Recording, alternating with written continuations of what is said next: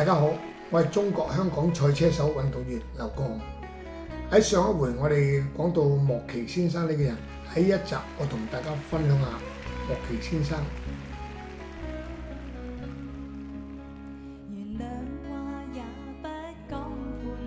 莫奇先生其實係香港同澳門雅馬哈電單車總代理嘅老闆嚟嘅。咁好多朋友都稱呼佢為莫老奇，我哋車手都個個稱呼佢為莫生，因為佢好支持我哋所有嘅賽車手嘅。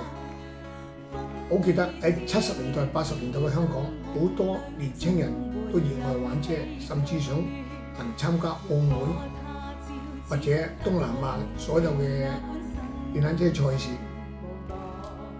所以香港AA賽車會喺錦田嘅石崗都會不時會舉辦一啲私家車電單車嘅賽事，俾車手去甄別嘅成績能否可以參加澳門嘅格蘭披治大賽，或者去馬來西亞、泰國嘅賽車場度比賽嘅。咁莫生係好支持呢啲賽事嘅，都會出錢同出力去支持啲車手參賽嘅。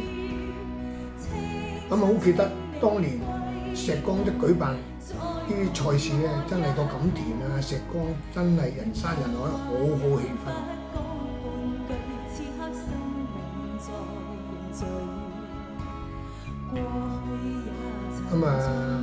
呢一集我就講到呢度，下一集我就同大家分享下莫生對所有賽車嘅支持。多謝大家。